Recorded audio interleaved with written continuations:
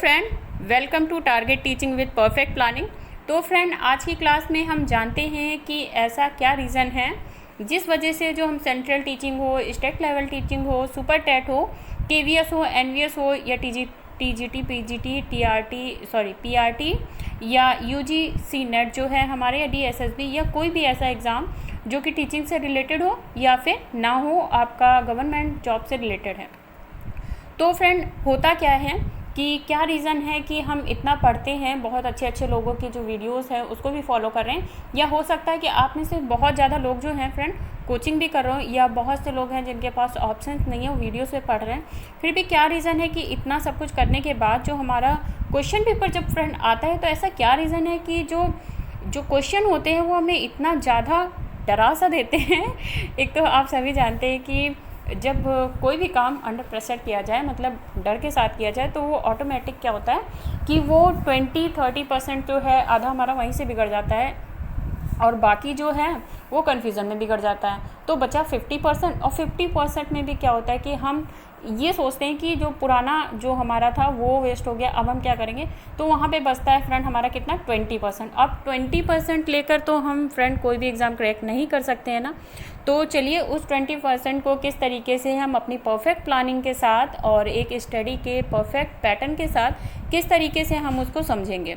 तो फ्रेंड, आज मैं बात करने वाली हूँ प्रश्नोत्तर की प्रवृत्ति पर। तो प्रश्नों की जो प्रवृत्ति होती है वो क्या होती है। तो पहले के टाइम में क्या होता था कि आपसे डायरेक्टली प्रश्न किए जाते थे, ठीक है।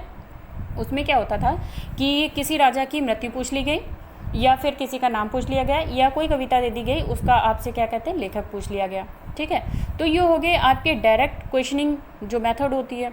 अब क्या है कि हम जो है पढ़ तो बहुत ज़्यादा रहे हैं, बहुत अच्छे से पढ़ रहे हैं, लगन के साथ पढ़ रहे हैं, पर जब क्वेश्चन पेपर हमारे सामने आता है तो उसका रीज़न क्या होता है कि हम कंफ्यूज हो जाते हैं, जस्ट बिकॉज हमने क्या किया होता है कि हमारे जो पढ़ने का तरीका है वो भी सही है, क्योंकि हर एक इंसान का जो तरीका होता है अपने तरीके से और अपने टाइम टेबल के साथ वो वर्क कर सकता है, ठीक है। अब क्या है कि हम, एक चीज़ है कि जिस भी टाइम टेबल से आप पढ़ रहे हो या जिस भी तरीके से आप पढ़ रहे हो उसको बनाए रखें, बस थोड़े से जो चेंजेस हैं उसको कर लीजिए और थोड़े से जो इम्प्रूवमेंट है उसको ऐड कर लीजिए। तो उससे क्या होगा फ्रेंड, जो आपकी स्टडी लेवल है वो भी बहुत अच्छा हो जाएगा। और सबसे ज़्यादा जो ज़रूरी होती है और जिसको हम इग्नोर कर देते हैं वो होते हैं प्रश्नों की जो प्रवृत्ति होती है उसको नहीं समझते हैं फ्रेंड। जब हम प्रश्नों की प्रवृत्ति को नहीं समझते हैं, हम क्या करते हैं, प्रीवियस ईयर के पेपर लेते हैं सारे, और उनमें जो जो टॉपिक ज़्यादा पूछे गए हैं उससे जो रिलेटेड टॉपिक है उनको पढ़ लेते हैं, और उससे ही जो क्वेश्चन है वो पूरे के पूरे तैयार करते हैं। तो कभी कभी होता है कि उससे रिलेटेड पैटर्न आपका आ जाता है। अधिकतर मानते हैं कि हाँ, प्रीवियस ईयर करने से जो आपकी प्रैक्टिस है वो भी अच्छी हो जाती है, और जो आपका एक क्रम है वो भी बहुत अच्छा हो जाता है, सब कुछ अच्छा हो जाता है। पर जो फ्रेंड होता क्या है कि जब अगर हम जो प्रश्नों की प्रवृत्ति है या उनकी जो पैटर्न है एग्जामिनर की, किस तरीके से वो पूछता है और किस तरीके में जो क्वेश्चन है वो किस तरीके से जो उसका रेशियो है या कह सकते हैं प्रतिशत है कैसा होता है। तो जब पुराने जो क्वेश्चन पेपर हैं आप फ्रेंड उठाकर देख सकते हैं उनको, और जो अभी के क्वेश्चन पेपर है उनमें क्या होता है कि आपके जो प्रत्यक्ष प्रश्न हैं या जिसको हम कह सकते हैं डायरेक्ट क्वेश्चन किया जाता है आपसे, उसमें जैसे आपसे पूछ लिया कि झांसी की रानी कहाँ थी या किस राज्य की राजधानी क्या है, ऐसे क्वेश्चन जो डायरेक्टली आपसे पुट किए जाएँ, ठीक है। अब क्या होता है कि अब कन्फ्यूज़न बढ़ाने के लिए, पेपर को टफ़ करने के लिए क्या है कि जो सिलेबस है फ्रेंड वो टफ़ नहीं किया गया हमारा, और हम समझते हैं कि जो क्वेश्चन आए हैं वो कुछ ऐसे पूछ लिए गए जो मेरे से सॉल्व ही नहीं हो रहे, या ऐसा जो कोई भी एग्जामिनर है उसने बहुत ही हार्ड पेपर बनाए। देखिए, ऐसा नहीं है कि हमें सरकार नौकरी नहीं देना चाहती है, ऐसा भी नहीं है कि एग्जामिनर इसलिए जानबूझकर इतना पेपर टफ करता है कि आप उसको सॉल्व ना कर सको। होता ये है कि हम प्रश्नों की प्रवृत्ति को ना समझकर सारा का सारा पढ़ लेते हैं।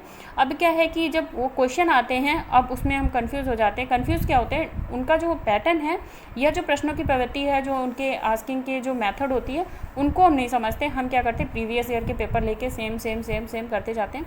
और देखिए उसमें क्या होता है, कुछ लोगों की कनेक्टिविटी जो है एग्ज़ाम पेपर के साथ जो प्रीवियस ईयर के है वो अच्छी हो जाती है। तो वो क्या है कि उस मेथड को भले ही ना समझे पर उस मेथड से उनकी प्रैक्टिस हो जाती है। जो रीज़न है कि आप अगर प्रीवियस ईयर के पेपर करते हो तो ये आपके जो वर्क है 99% करता है, और 1% जो है फ्रेंड वो क्या है कि आप जो उसको जितना प्रैक्टिस करोगे वो 100% बन जाएगा आपका। तो क्या है कि अगर आप प्रीवियस ईयर लगाते हो, आपको प्रश्नों की प्रवृत्ति नहीं भी पता है, तो आप क्या है उसके साथ कनेक्ट हो जाते हो और उससे आपकी जो प्रैक्टिस है वो बन जाती है और इस वजह से जो है आप क्रैक कर लेते हो। अगर आप टाइम को बचाना चाहते हो और एक परफेक्ट प्लानिंग करना चाहते हो तो फ्रेंड आपको समझना होगा कि जो प्रश्नों की प्रवृत्ति है वो क्या है। तो प्रश्नों की प्रवृत्ति में देखिए फ्रेंड, आज के टाइम में जो है डायरेक्ट क्वेश्चन है आपके, अगर 150 क्वेश्चन है तो उसमें से 20 क्वेश्चन भी ऐसे डायरेक्टली नहीं पूछे जाते हैं। अब क्वेश्चन में क्या है, आपसे जो मैचिंग लिस्ट हो गई है या फिर जो आपसे सूची मिलान हो गया, कालानुक्रम हो गया, कथन या तर्क हो गया। आप देखिए किसी भी एग्ज़ाम में आप जाइएगा और इनको चेक करिएगा कि जो क्वेश्चन है क्या वाकई में मैंने जो आपको बताया वो सच है या नहीं है। तो आप इसको रीचेक भी कर सकते हो और बहुत अच्छे से कर सकते हो। और जब आप देखोगे तो सबसे ज़्यादा कन्फ्यूज़न क्या है, आपको दो में बहुत ज़्यादा होती है, एक तो सीक्वेंस में लगाने में और दूसरा सूची मिलान में। ऐसा नहीं है कि ये जो पैटर्न है ये बहुत ज़्यादा टफ है, इसमें ये है फ्रेंड कि हमने इस तरीके से पढ़ा नहीं है, इस तरीके से प्रैक्टिस नहीं की है, जिस वजह से जो एग्ज़ाम पेपर जो होता है हमें टफ लगता है। ठीक है, तो आपको आज से क्या करना है, अगर आप तैयारी कर रहे हो किसी भी टीचिंग एग्ज़ाम की या किसी भी फील्ड में, तो प्लीज़ इस पैटर्न को फॉलो करिए। आप जो भी एग्ज़ाम प्रीवियस ईयर के हैं उसके पैटर्न को समझिए कि जो एग्ज़ामिनर है वो किस तरीके से एग्ज़ाम के जो पेपर है वो सेट करता है और उसकी जो प्रश्नों की प्रवृत्ति है, जो मेथड है क्वेश्चनिंग की वो क्या है। तो अगर आप उसको समझना चाहें तो देखिए अभी हाल में ही बीओ का एग्ज़ाम हुआ है, मैं आपको दिखाती हूँ किस तरीके से जो क्वेश्चन है पूछे गए हैं। तो यहाँ पे फ्रेंड देखिए आपसे डायरेक्ट क्वेश्चन जो है +1 है डायरेक्टली पूछ लिया गया है और उसके बाद क्या है फ्रेंड, आपको क्या है इसमें क्या है मिलान करना है। और फिर क्या है जो कथन और तर्क वाले हैं कि आपको कुछ ऑप्शन दिए हैं उसमें से कौन सही है कौन सही नहीं है, आपको वो चूज़ करना है। नेक्स्ट में क्या है फ्रेंड कि आपको मैं दिखाती हूँ, फिर से देखिए आपका मिलान का ही आ गया है। तो इसमें क्या है कि आपके सब्जेक्ट को कोई भी डिनोटेट नहीं करता है कि आपका जो सब्जेक्ट है उसको वो कि इस सब्जेक्ट के जो क्वेश्चन है वो मिलान में आएंगे या इस सब्जेक्ट के नहीं आएंगे। तो पुराना पैटर्न है जो फ्रेंड क्वेश्चनिंग का वो चेंज हो चुका है, तो प्रश्नों की प्रवृत्ति जो है चेंज कर दी गई है। और आज के वक्त में अगर क्वेश्चन पेपर हार्ड करना होता है तो एग्जामिनर क्या करता है, सिंपली जो सिंपल से क्वेश्चंस होते हैं जो ऑप्शन में आने वाले हैं उनको मिलान के लिए दे देता है। और ऐसा नहीं है फ्रेंड कि हमने नहीं पढ़ा है, हमने पढ़ा है, पर क्या है कि हमने एक सीक्वेंस से नहीं पढ़ा है, हमने उनको अपने माइंड में ऐसे नहीं सेट किया कि अगर हमसे कोई इसका इससे मिलान कहे तो हम कर पाएँ। तो क्या है कि थोड़े से पढ़ाई में चेंजेस करने पड़ेंगे और जो प्रैक्टिस है फ्रेंड उसको चेंज करना पड़ेगा। बाकी जो आपकी अगर आपका ड्रीम है एक टीचर बनने का तो बिल्कुल पूरा होगा, ऐसा नहीं है नहीं पूरा होगा, बिल्कुल पूरा होगा। बस थोड़े से चेंजेस करिए और पढ़ते ज़रूर रहिए, क्योंकि आपको सामने वाला कितना भी पढ़ाए पर अगर आप पढ़ना नहीं चाहोगे और उसको समझना नहीं चाहोगे तो उसकी मेहनत तो जो है फ्रेंड वो तो जा ही रही है, बाकी आपका जो सपना है वो अधूरा रहने वाला है। तो जब भी किसी सपने के लिए हार्ड वर्क करिए तो एकदम फोकस होकर करिए और किसी के साथ जुड़ते हैं तो अंत तक जुड़े रहें, जिससे कि आपके जो टीचिंग है वो उसके मेथड के साथ मैच करेगी और आप बिल्कुल क्लियर करोगे। और जैसा कि आप जानते हो कि 50 जगह घूमने से आपकी यात्रा जो है वो तो बिल्कुल बड़ी हो सकती है, पर जो आपका एक लक्ष्य है वो प्राप्त आप नहीं कर सकते हो।